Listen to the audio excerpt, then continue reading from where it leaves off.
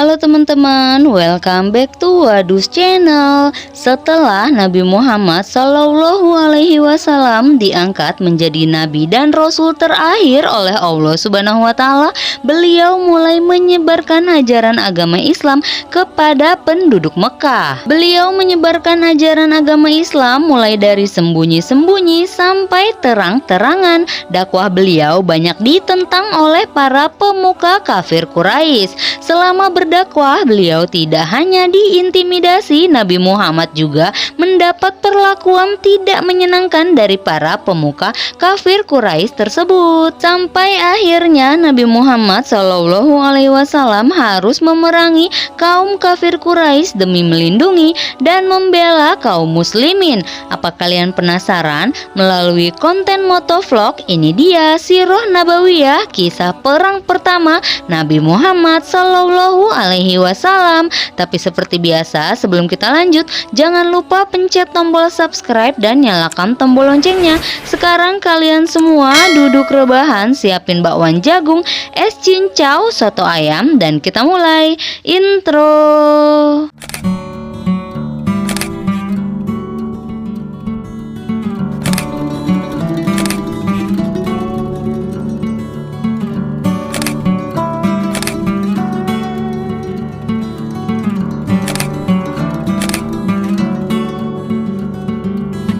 Membahas tentang peperangan yang terjadi pada zaman Rasulullah, maka yang tergambar adalah upaya Rasulullah dan para sahabat untuk menegakkan Islam agar tidak diremehkan oleh orang-orang kafir.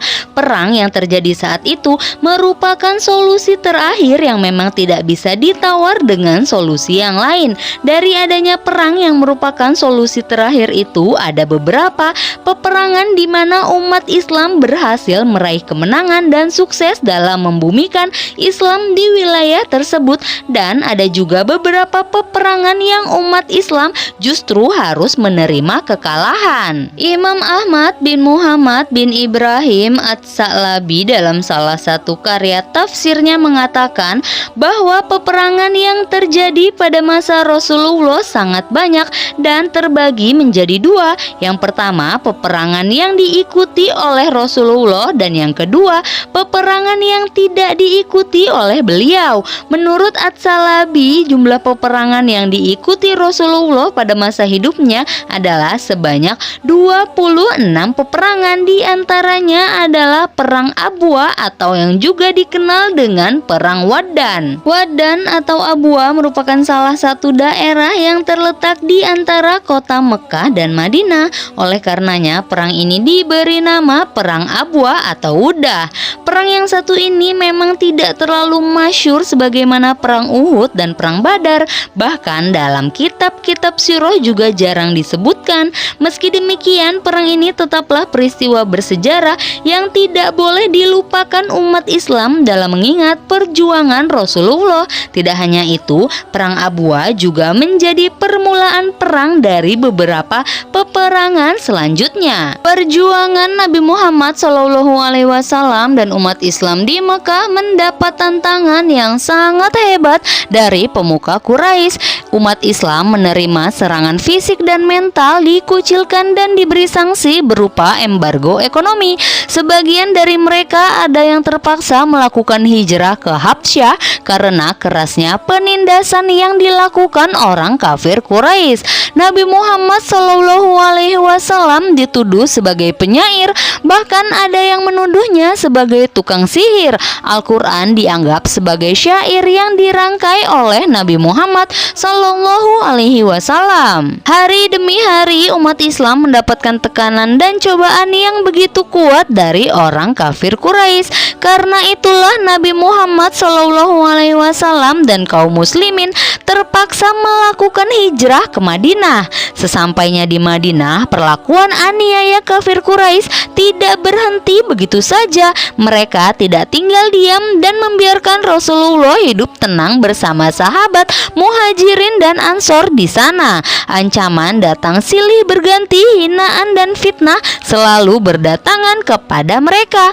Bahkan tidak lama setelah hijrahnya Nabi Muhammad SAW, kafir Quraisy mengumumkan perang untuk menyerang Rasulullah dan umat Islam. Di saat yang sama, umat Islam benar-benar berada dalam ancaman besar. Siap atau tidak, mereka harus berani menghadapi serangan kafir Quraisy yang hendak memerangi mereka. Dalam kondisi seperti itulah Allah menurunkan ayat pertama yang mengizinkan umat Islam untuk berperang. Dalam Al-Quran surat Al-Hajj ayat 39, Allah berfirman, diizinkan berperang kepada orang-orang yang diperangi karena sesungguhnya mereka dizolimi dan sungguh Allah Maha Kuasa menolong mereka itu. Selanjutnya kita bahas strategi Rasulullah. Setelah orang kafir Quraisy mengampanyekan perang melawan umat Islam dan ada izin dari Allah Subhanahu wa Ta'ala untuk memberikan perlawanan kepada mereka,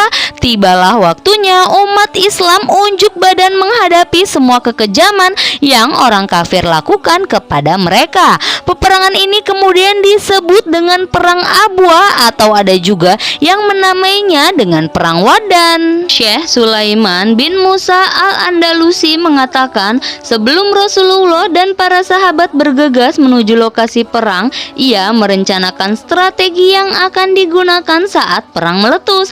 Kesepakatan terakhir yang diambil Rasulullah dan para sahabat adalah strategi menyekat kaum Quraisy yang didominasi oleh orang-orang kafir Quraisy dan orang musyrik lainnya, yaitu umat Islam berpencar dan menempati tempat yang berbeda. Tujuannya tidak lain kecuali agar orang kafir Quraisy bisa dikepung di tempat tersebut. Namun rencana matang yang umat Islam sepakati tidak terlaksana. Hal itu disebabkan orang-orang kafir telah pergi dan pulang sebelum umat Islam datang.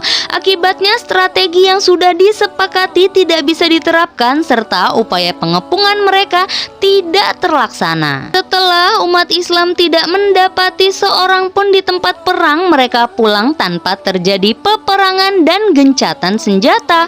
Namun tanpa Rasulullah dan sahabat sadari, mereka disekat oleh kaum kafir yang diprakarsai oleh Mahsy bin Am ad-Damrah dan beberapa koalisi kaum kafir dan Bani Damrah. Melihat reaksi mereka yang datang secara tiba-tiba, umat Islam langsung sigap dan siap untuk meluluh lantakan dan memukul mundur pasukan yang dipimpin oleh Mahsy bin Am.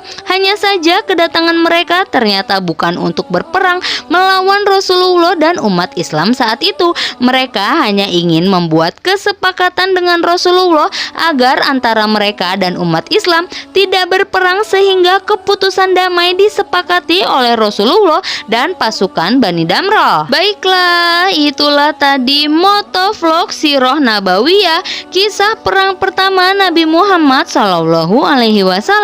Seperti penjelasan tadi, perang ini merupakan perang pertama di mana Rasulullah terjun langsung dalam memimpin jalannya peperangan. Ini menunjukkan bahwa umat Islam bukanlah kelompok lemah yang bisa dihina dan diremehkan oleh kafir Quraisy dan orang-orang musyrik saat itu. Umat Islam sudah memiliki kekuatan militer yang cukup untuk memberikan perlawanan kepada siapapun yang mencoba memerangi ajaran Islam dan menghalangi penyebarannya. Selesai. Kalau gitu jangan lupa subscribe dan nyalakan tombol loncengnya supaya kalian gak ketinggalan video-video seru Wadus lainnya. Sampai ketemu di video selanjutnya ya. Dadah.